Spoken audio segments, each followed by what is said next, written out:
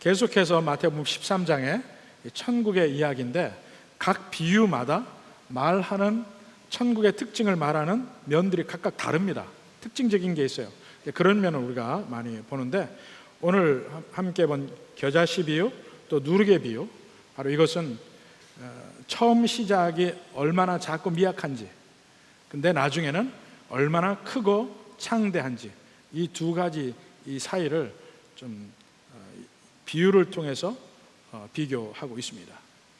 우선 제일 먼저 예수님의 사역부터, 예수님의 사역의 특징, 성격, 이걸 먼저 이야기하거든요. 예수님의 사역이 사실은 성경을 봐서 모든 세계의 중심에 예수님이 계시고 예수님께서 그 세계를 움직이는 첫 번째 첫걸음을 띄신 것이 성경의 복음서에 나오는데, 이 세상이 볼 때는 세계의 역사에 별로 그게 없습니다. 그 당시에 대제국은 로마고, 그때 세계사의 주요한 사건들은 시저가 죽고 옥타비아누스가 아우구스투스가 되고, 안티오누스를 옥타비아누스가 이기고, 뭐 그런 그 로마의 제국의 역사, 이것이 가장 세계의 중심인 것 같아요.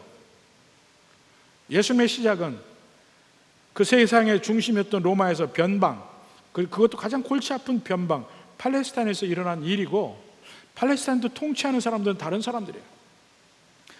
로마의 총독이 있고 헤로드 왕이 있습니다.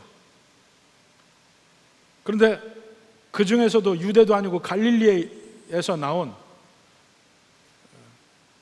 나이 들어 보이는 청년 하나가 말하는 것, 이렇게밖에 볼 수가 없어요. 그러니까 그 시작은 그 당시 사람들의 안목으로 보면 아주 미약하고 작죠. 아무것도 아니죠. 그냥 바람 불면 날아갈 것 같은 그러한 사역입니다. 근데 거기에 예수님이 이 마태복음 13장을 통해서 그 천국의 시작이 어떤지, 그 특징에 대해서 이야기를 하고 있습니다. 그러니까 그 모든 이야기는 결국 마지막에 결론이 뭡니까? 내가 메시아라는 거예요. 내가 메시아다. 내가 하나님이고 내가 너희가 그토록 기다리던 메시아다. 그러나 너희가 기대하던 메시아는 아니다. 그게 천국의 비밀입니다. 먼저 예수님의 사역의 시작이 아주 지극히 미약한 것을 비유해서 이야기하는 것이, 천국은 마치 31절에 사람이 자기 밭에 갖다 심은 겨자씨 하나를 같다, 이렇게 표현합니다. 겨자씨 하나를 같다. 겨자씨가, 저는 우리나라 겨자씨는 제가 잘 못 봤어요. 그것도 작다고 하는데 그 팔레스타인의 겨자씨는 정말 작습니다. 이 겨자씨 알이 750개가 모여야 1g이라고 해요. 그러니까 한 알이 750분의 1g, 그 정도로 작고 아무것도 아니에요. 거의 안 보일 정도. 그거에 비유를 했습니다. 자, 이게 씨앗은 씨 뿌리는 자에도 비유해서도 그렇고 가라지에서 비유해서도 그렇고, 씨는 복음이에요. 복음. 여기도 복음이 이렇게 작게 보인다 이겁니다. 단순하고 작고, 얼마나 단순하냐면, 자, 예수님 믿으면 천국 간다. 우리 죄를 회개하면 하나님께서 용서하신다.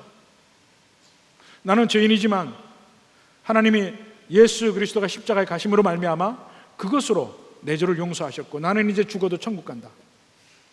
단순한 사실들이에요.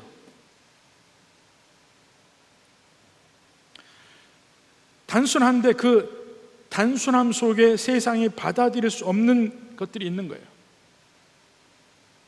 우리의 구원자 예수 그리스도가 십자가에 못 박히셨다, 이걸 못 받아들인 겁니다. 왜냐하면 그 자체 세상 사람들이 이해 못할 것들이 있어요. 헬라인들이 보면 논리에 도대체 맞지 않는 거예요. 십자가에 못 박힌 예수 그리스도? 그리스도 하면 구원자인데 구원자가 사형을 당하다니, 이게 서로 맞지 않는 거예요. 논리적으로 이 말은 마치 끓인 얼음이란 말과 같아요. 얼음이라는 것과 끓는다는 것과 서로 전혀 속성이 맞지 않는 거예요. 그런 식으로 십자가에 못 박히신 그리스도라는 말이 맞지 않다 이겁니다. 유대인들에게는 더더구나 말할 것도 없고, 그것이 바로 고린도전서 1장 23절에 나오는 내용입니다. 우리는 십자가에 못 박힌 그리스도를 전하니. 복음이 핵심의 그겁니다. 십자가에 못 박힌 그리스도. 유대인들에게는 거리끼는 것이요. 왜 거리낍니까? 그들이 기다리는 구세주는, 그리스도는 오자마자 온 세상이 변화되어야 돼요. 모든 사람이 알아보고 머리를 숙이고 무릎을 꿇고 해야만 하는 존재예요. 그러니까 그러한 그리스도가 어떻게 십자가에 못 박히냐 이거예요. 자기 가장 처참한 사형을 당할 수 있느냐. 거리끼는 것이요, 이방인들에게는, 특히 헬라인에게는 미련한 것이라. 말도 안 되는 지혜가 아니에요, 이거는. 근데 저도 이제 나중에 제가 성인이 돼서 예수님 믿었으니까 저는 이런 면이 저는 이해가 가요. 처음에 제가 예수님 안 믿을 때는 저에게 전도하는 사람들이 있었죠. 근데 들어봐도 말도 안 돼. 말도 안 돼, 도대체. 그래서 제가 생각하는 논리로 당신이 전도하는 그 말이 얼마나 말이 안 되는가 하는 것을 계속해서 그 논리를 깼습니다. 근데 대부분 거기에 대해서 반박을 못하고 그냥 끝났어요.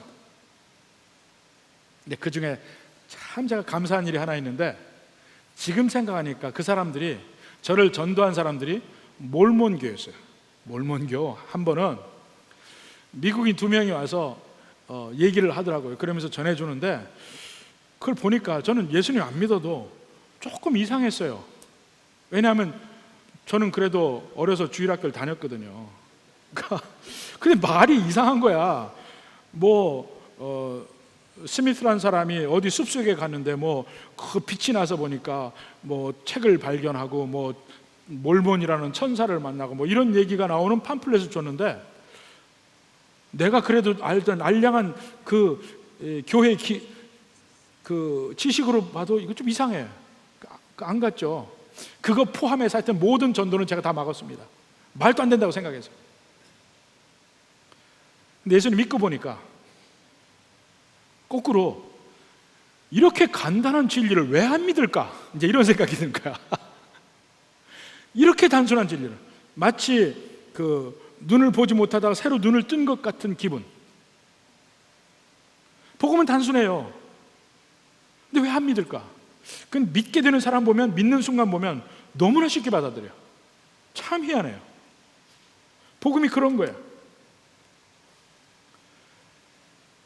이 세상의 철학이나 사상들은요, 우리 세상에서 복음이 취급받는 것처럼 그런 취급받지 않아요. 복음은 많은 사람들이 업신여기고, 많은 사람들이 그 말도 안 된다고 그러고 다 그렇게 치부를 합니다. 그런데 소위 플라톤 철학이다, 아리스토텔레스 이야기다, 이런 것은 그렇게 무시를 못해요. 세상에서는 소크라테스의 제자 플라톤, 플라톤의 제자 아리스토텔레스. 그렇지만은 플라톤과 아리스토텔레스는 서양의 주를 이루는 철학의 두 주류입니다. 이원론이냐 이론론이냐. 플라톤은 이원론을 얘기했어요. 그 다이얼로그, 그의 책 다이얼로그를 통해서. 또 정치에 대해서는 또 리퍼블릭이라는 책에서 이야기를 하고, 아리스토텔레스는 또 자기 얘기죠. 또 Prior Analytics라는 그 책을 통해서. 그 사람들이 얘기하면 잘 알지도 못하는데, 이해는 잘 안 되는데 무시를 못해. 아무도 그 사람들의 이야기, 그 사람들을 따르는 사람들의 이야기를 완전히 바보 같은 거라고 치부하지 못한다니까요. 그들은 항상 자기들 세상의 생각의 줄을 이끌어왔습니다. 주류로 이끌어왔어요. 볼테르는 경험주의의 가장 극치 아니에요? 무신론자입니다. 그가 장담했어요. 앞으로 수십 년 안에 성경은 이 지구상에서 없어질 것이다. 근데 100년이 지난 지금에 성경은 아직도 이 세상의 베스트셀러, 우리나라에서도 베스트셀러가 성경인데, 볼테르의 책은 중고 서적에 찾아봐도 없습니다. 당대에 풍미하는 철학들은 아주 힘이 센 것 같아요. 아무도 거기에 거부를 못하고 무시를 못하는데 다 없어져요. 복음은 언제나 핍박을 당하고 무시를 당하는데 그래도 살아나고 이 세상 어디에든지 교회가 있단 말입니다. 그게 이상한 거예요. 그게 천국의 비밀이에요.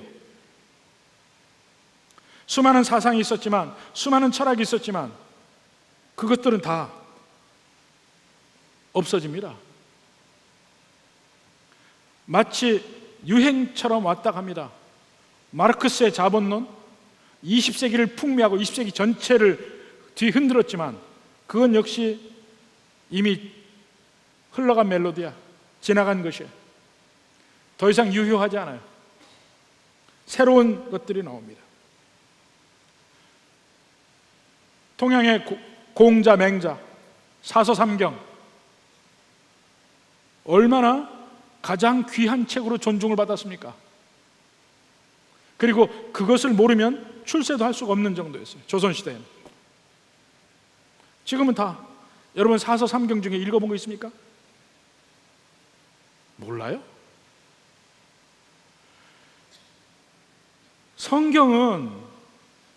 성경의 복음은 지극히 단순해서 유치원생도 이해해요.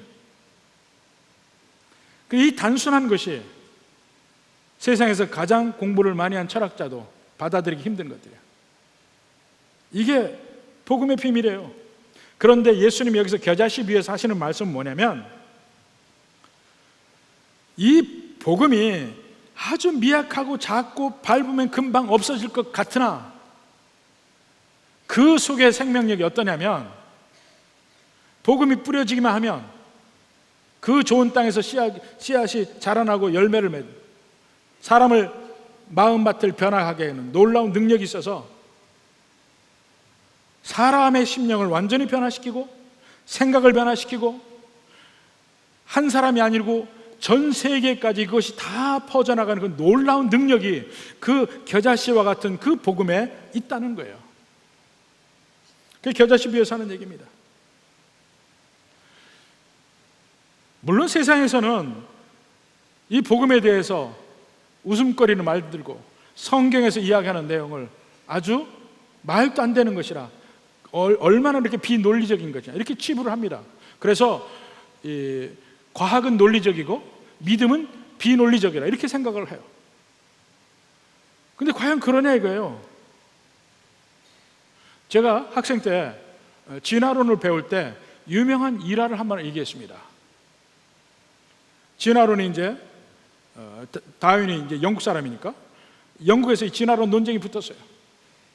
그러니까 결국은 런던에서 그 진화론자 다윈과 그리고 이 기독교 학자와 이제 논쟁이 붙었는데, 결국 그 다윈의 그 논리에 딸리니까 마지막에 기독교 학자가 뭐라고 얘기했냐면, 당신의 조상은 원숭이일지 모르지만 우리 조상은 아니요 하고 그 말로 끝났다는 거예요.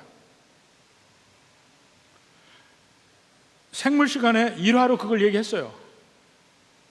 그걸 들을 때 기독교는 참 논리가 없구나, 그냥 믿는 거구나 이렇게 생각을 했습니다. 설득력이 떨어져요. 제가 생각할 때는 저런 걸 왜 믿지? 다 논리가 있고 생각이 있는 사람들이 왜 믿을까? 이렇게 생각을 했습니다. 그만큼 단순해요. 근데 안 믿을 때는 이 세상의 논리가 얼마나 불완전하고 얼마나 허점투성이인지, 논리적으로 이야기해도 얼마나 허점투성인지를 모릅니다. 안 보여요. 이미 불신앙으로 찾기 때문에 그게 안 보이는 거예요. 이 세상의 논리는 언제나 이 세계를 일종의 폐쇄된 시스템, 클로즈드 시스템으로 봅니다. 외부의 입력이 전혀 인정이 안 돼. 그 안에서 모든 것이 해결이 돼야 돼. 논리적으로. 그것과 신앙의 차이는, 신앙에서 이야기하는 논리는 오픈 시스템입니다. 이 세상 밖에 초월자를 인정하고 거기에서 개입할 때 이러한 일이 벌어진다는 걸 설명하는 거예요. 그 차이일 뿐 논리적 설명은 언제나 갖출 수 있고, 특별히 논리적 설명이 성경이 훨씬 더 논리적일 수 있다는 거예요. 그것만 인정하면, 하나님의 존재만 인정하면 그 바탕에서 훨씬 더 논리적인 일이 있다는 겁니다. 예를 하나 들어보면, 태초에 하나님이 천지를 창조하시는데 6일 만에 창조하셨다. 저도 안 믿을 때 말도 안 되는 거다. 어떻게 6일에 이 큰 우주를 창조할까? 근데 그것은 나중에 예수님 믿고 생각해 보니까 그것처럼 편협된 생각이 없어요. 왜 인간 중심으로 생각하냐 이거예요. 온 우주에 비해서 나 하나는 어떻습니까? 티끌과 같은 존재거든. 그러니까 이 넓은 우주, 이 큰 우주를 어떻게 6일 만에 만들어? 이렇게 인간 중심으로 생각했을 뿐이에요. 그러나 무한대한 하나님을 생각을 하면 그 무한대한 세계 속에 이 창조된 우주는 지극히 작을 수 있다니까요. 그게 인정이 안 되는 것, 단지 그 신의 존재가 인정이 안 되는 것 뿐이지 그들이 더 논리적인 것은 아닙니다. 근데 그것을 그들에게 설명하기 위해서 노력을 하다가 심지어는 이 6일 만에 창조했다는 것조차 그 세상적으로 설명하려고 해요. 그게 무슨 얘기냐면 6일, 하루 이틀 사흘 할 때 히브리어가 욤이라는 말을 쓰는데 그 욤이라는 말이 24시간 하루일 수도 있고 더 긴 어떤 기간일 수도 있습니다. 그러니까 하루 이틀 세일 하루를 얘기하는데 어떻게 태양과 달이 없는데 24시간 하루가 있을 수 있느냐? 그러면서 이 욤은 그러니까 24시간 하루가 아니고 한 시대, 한 큰 시대, 100억 년이면 100억 년, 이런 시대 6개를 이야기한다. 이렇게 설명을 하려고 하는 사람들도 있습니다. 근데 저는 그 반대예요. 하나님은 우리 24시간 날짜로 6일 동안 이 천지를 만드셨다고 저는 믿습니다. 왜냐하면 생각해 보십시오. 하나님이 순식간에 이 책을 만들 수 없습니까? 만들 수 있죠. 하나님이 순식간에 의자를 만들 수 없습니까? 만들 수 있죠. 하나님이 순식간에 물을 포도주로 만드셨죠. 예수님께서 가나의 혼인잔치에서. 근데 그 만든 모든 물건마다 지금 당장에 생겼다고 칩시다. 근데 이것들이 다 그 안에 역사를 내포하고 있습니다. 역사를, 예를 들어서 포도주를 얘기해 봅시다. 포도주는 어때요? 좋은 포도주를 만들기 위해서 과정이 필요합니다. 먼저 포도 씨앗이 심어져야 돼요. 그래서 포도나무가 자라는 시간이 있고 그 자라서 이제 포도 열매를 맺혀야 되고 열매를 맺힌 것을 사람이 따서 으깨서 액을 만들어서 적당한 곳에 담아놔야 돼. 그리고 그냥 담아놔서 바로 포도주가 되는 게 아니고 1년은 있어야 돼요. 더군다나 좋은 포도주는요 10년, 20년 있어야 돼요. 근데 예수님은 순식간에 좋은 포도주를 만들었어요. 그러면 그때 연회장에 그 포도주를 마시면서 뭐라고 했겠습니까? 만약에 그때 와인 소믈리에가 있다면 그 포도주를 보고 뭐라고 하겠습니까? 이것은 1970년대, 지금부터 3, 40년 전에 있었던 돈 페리뇽입니다. 그게 뭔지 잘 모르지만 그 유명한 샴페인입니다. 오래될수록 비싼 거예요. 그러면 직전에 만들어 온 포도주가 40년 된 포도주라고 할 거라 이겁니다. 그 속에 역사가 들어있다니까요. 이 책 한 권에 이게 역사가 얼마 들어간 줄 아십니까? 2000년 이상 들어갔어요. 옛날엔 종이가 없었잖아요. 종이가 나올 때까지, 이 종이가 나올 때까지 얼마나 많은 세월이 흘렀습니까? 이 인쇄술이 나올 때까지 얼마나 많은 세월이 흘렀습니까? 2000년은 됐다니까요. 그래서 이렇게 책으로 만들기까지는 이 안의 역사는 이미 수천 년의 역사를 가지고 있는 거예요. 근데 하나님은 이것을 지금 만들 수 있잖아요. 하나님의 능력을 우리가 인정한다면. 그렇다면 자, 예를 들어서 6,000년 전에 하나님이 천지 만물을 창조하셨어요. 근데 이 천지 만물을 100억 년 된 것으로 그날 만들었으면 어떻습니까? 역사가 있으니까 우리가 봐서 아무리 계산해봐도 적어도 이것은 100억 년 된 것이다 하고 말할 수 있어요. 아니, 하나님이 40년 된 포도주를 지금 만들 수 있다면 똑같은 능력으로 100억 년 된 우주를 지금 만들 수 있다니까요. 훨씬 우리가 이야기하는 것이 더 논리가 많습니다. 근데 단지 눈에 불신앙의 껍질이 벗겨져야 보이는 논리일 뿐이에요. 세상 사람들은 복음을 단순하다, 이건 무식하다, 이건 그냥 믿기만 하는 것이다, 논리가 있으면 안 된다 하지만 아닙니다. 불신앙에서 믿음으로 가면 얼마나 하나님이 하시는 말씀이 훨씬 더 논리적인지 설득력이 있는지 알 수가 있습니다. 전체가 다 마찬가지예요. 예수님 뭘 합니까? 내가 복음을 증거할 때 수많은 사람들이 안 믿고 배척하는 걸 보고 나를 의심하지 말고 내가 말하는 복음을 의심하지 말라는 거예요. 두고 보라는 거야, 이 겨자씨비에서. 지금은 연약하고 작고 아무것도 아닌 것처럼 보이지만 결국은 엄청나게 많은 사람들이 믿는 놀라운 생명력이 지금 내가 말하는 이 말에 있다. 예수님이 하신 말씀이에요. 그러니까 지금 제자들에게 약속도 주시고 명령도 주시는 거예요. 이게 전부 다. 그들이 할 일도 얘기하시고 그들이 그렇게 하면 반드시 100배, 60배, 30배 결실을 맺게 된다는 약속도 거기 있는 겁니다. 이게 천국의 비밀이에요. 씨 뿌리는 자에 비해서 뭐라 합니까? 많은 사람들이 거부할 것이다. 내가 전도하도 전에도 거부하고 너희들이 전도해도 많은 사람들이 거부할 것이다. 그러나 그 거부를 하지만 연약한 것 같이 하지만 나중에 보면 복음이 승리한다는 거예요.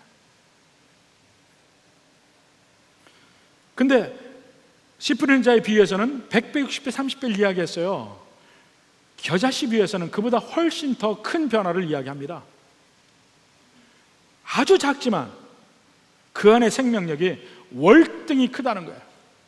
제가 겨자씨를 얘기할 때 비교를 배추씨하고 합니다. 배추씨 더 커요. 배추씨보다 수박씨를 얘기합시다. 호박씨를 얘기해 봅시다. 포도씨를 얘기해 봅시다. 우리가 직접 눈으로 봐서 알 수 있는 것들. 겨자씨보다 몇십 배, 몇백 배 큰 겁니다. 그런데 그들은 자라나봐야 땅을 기는 포도농쿨이요, 호박농쿨이요, 배추밖에 안 된다니까요. 근데 겨자씨는 큰 나무를 이룬다는 거예요. 32절에 보십시오. 자란 후에는 풀보다 커서 나무가 되매 공중의 새들이 와서 그 가지에 깃들느니라. 이것이 구약에도 계속해서 약속이 되어 있습니다. 이사야서 27장 6절. 후일에는 야곱의 뿌리가 박히며 이스라엘의 움이 돋고 꽃이 필 것이라. 그들이 그 결실로 지면을 채우리로다. 그 열매로 지면을 채우리로다. 같은 말이에요. 이 약속의 말씀이. 에스겔서 17장 23절. 이스라엘 높은 산에 심으리니 그 가지가 무성하고 열매를 맺어서 아름다운 백향목이 될 것이요 각종 새가 그 아래 깃들이며 그 가지 그늘에 살리라. 32절 말씀은 같은 거예요. 복음이 그렇게 흥황하게 된다는 것입니다. 겨자씨같이 미약하고 작지만 마침내 엄청나게 크게 된다.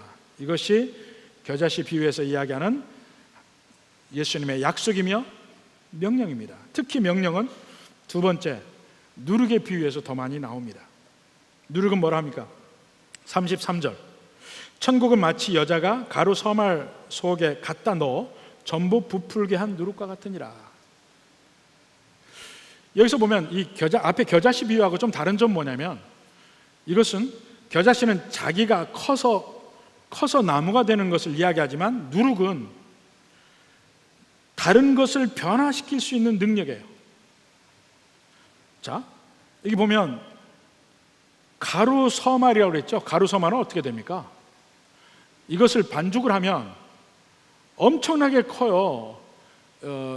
이게 한 40리터 정도 되는 크기입니다. 그러니까 이것을 우리가 이해할 수 있는 정도로 이야기하면 40명 정도가 하루 3끼를 이것으로 먹고 이것을 며칠 동안을 먹을 수 있는 양이다. 여러분 혹시 서말떡 해본 적 있습니까? 이거 웬만한 집은 서말떡 못하죠. 여전대 할 때 얼마나 합니까? 한 말도 못할걸? 네. 서말떡이라고 했어요. 이것이 떡을 하는 거하고 틀리게 이 누룩을 해서 부풀게 하면 이게 엄청나게 더 커지는 거예요. 그렇게 크게 된다는 얘기입니다. 상대적으로 누룩은 적은 양이 들어가요. 그럼에도 불구하고 이 큰 것을 다 변화시키는 능력이 있어요. 거기 보니까 뭐라고 합니까? 전부 부풀게 했다. 온 세상이 다 믿는 건 아니지만 온 세상에 영향력은 다 끼치게 되는 것을 이야기를 합니다. 그 파급력, 이 앞에 가라지 비유하고 비교를 하면, 가라지 비유에서는 밭이 세상이잖아요. 자, 예수 믿는 사람들이 이제 세상에 나가서 볼 때 온갖 악이 있어요.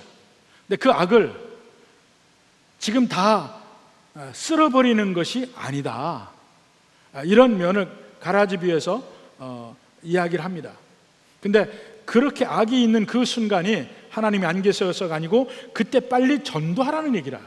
믿지 않는 사람이 돌아올 때까지 하나님이 기다리니까. 누룩에 비유해서는 좀 더 적극적으로 세상에 침투해서 세상을 변화시키는 면을 이야기하는 것이죠.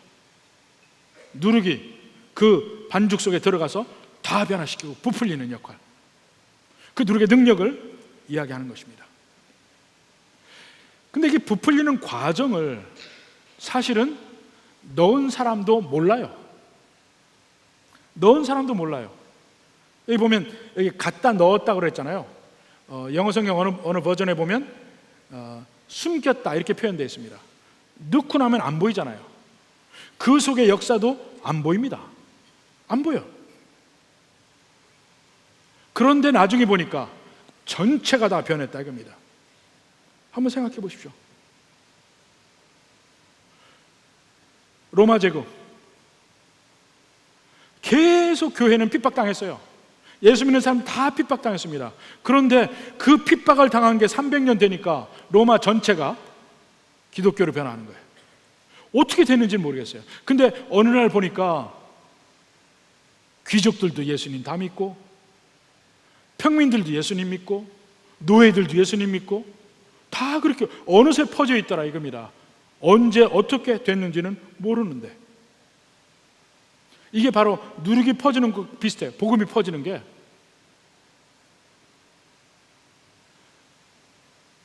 우리나라에서도 어느 순간 막 뒤집어지는 역할이 뭐 초기에 있는 거 말고 중간에 급격하게 크리스찬들이 늘을 때 뭐 특별한 그게 없습니다. 근데 어느 순간에 보니까 복음이 우리나라 전체에 퍼진 것이 나중에 보여지는 거예요. 여러분 각 가정에서 봐요. 가정에서도 많은 가정이요, 대개 보면 복음도 되게 여자들이 많이 믿는데, 저희 외가도 그렇고 많은 집들을 보니까 다 안 믿는데 믿는 며느리가 하나 들어오는 거야. 그때부터 그 가족이 문제가 생기기 시작합니다. 왜냐하면 제사 문제가 있으니까. 제사를 드리니 많이, 절을 하니 많이, 막 온갖 문제가 있어요. 그렇게 문제가 있어 왔고, 그래서 막 그 며느리가 핍박도 당하고 눈물도 하고 막, 그런데 한 20년 지나고 보니까 온 집안이 다 믿더라. 어떻게 믿는지 모르는데 누구도 하나 믿게 되고 누구도 믿게. 희한하게 이게 누룩이 퍼지는 것과 똑같다 이겁니다. 근데 현상적으로 보여지는 것은 아무것도 안 보여요. 현상적으로 보여지는 것은 예수 믿는 사람들이 핍박받고 우스움 여김을 당하고 이런 것밖에 안 보여요. 그럼에도 불구하고 복음이 퍼진단 말이에요. 그게 천국의 비밀이에요. 이걸 얘기합니다. 그래서 이 두 비유를 보면 복음이 아주 단순하고 별것 아닌 것처럼 보이지만 그 안에 생명력이 놀라웠다입니다. 언제나 보면 세상의 이것과 교회를 비교해 보면 항상 교회가 연약해 보여요. 실제로 연약해. 교회와 로마 제국을 생각해 봅시다. 로마 시대 사는 사람들 입장에서 생각해 봐요. 로마 제국이 얼마나 강건합니까? 얼마나 강합니까? 그 앞에 다 무릎을 꿇게 되고 다 그 안에 복종하며 살아야 돼. 교회는 연약하기 짝이 없어요.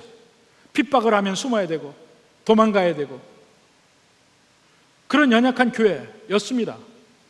그런데 시간이 지나 보니까 그 강한 로마 제국은 멸망하고 교회는 아직도 전 세계에 있습니다. 공산주의도 마찬가지고 그렇게 핍박을 해도 교회는 살아남았어요. 언제 봐도 교회는 연약해요. 항상 제가 처음에 목회를 시작할 때 개척교회입니다. 몇 명 안 되죠? 항상 마음에 불안했어요. 이번 주일날은 올까? 이런 생각이 들었습니다. 토요일날 저녁이 되면 가끔 꿈을 꾸는데 교회 와서 예배를 드리려고 하는데 아무도 안 오는 빈 교회 꿈을 제가 가끔 꿨습니다. 그리고 주일날 이제 예배당에 나와서 이제 강대상에 앉아 있으면 아무도 안 올 것 같아. 왜냐하면 올 이유가 없어요. 그 사람들이 내게 빚을 진 것도 아니고 나하고 무슨 계약을 한 것도 아니고 올 이유가 없어요. 그러니까 안 오면 그만이야. 교회라는 게 그렇잖아요. 안 오면 그만이잖아요, 여러분들. 근데 빼곡하고 뒷문이 열리면서 한 사람, 두 사람 들어오는데 다 와요. 이번 주도 오고 다음 주도 오고 1년 뒤도 와. 이사 가기 전에 와. 그게 신기한 거야. 교회는 정말 강하게 잡는 뭐가 아무것도 없잖아요. 안 나오면 그만이야. 근데 교회 떠나는 게 그렇게 쉬운 줄 아십니까? 굉장히 힘들어요. 이상해. 복음이 그런 거라니까요. 연약해 보이지만 교회가 실제로는 아주 강한 게 교회입니다. 복음이 연약해 보이지만 그 복음은 생명력이 있어서 어디서나 끊이지 않고 전파되게 되어 있습니다. 그래서 그 교회가 이제 복음을 증거하며 이 교회가 물론 천국은 아니지만 천국의 첫 열매라고는 할 수 있어요. 교회가 커갈 때 여기서 겨자12에서 이야기하듯이 이제 새들이 와서 쉼을 얻는 그런 나무가 돼요. 온갖 고통과 어려움이 있다 할지라도 그래도 성장하고 그래도 모이고 그래도 사람을 변화시키고 결국 나중에는 창대하리라. 이 약속을 이 마지막에 있을 그 일을 제자들에게 이야기하는 이유가 뭐냐면 그러니 지금 많은 사람들이 주위에 안 믿고 내가 소수인데 이게 진짠가? 이렇게 생각하지 말라 이겁니다.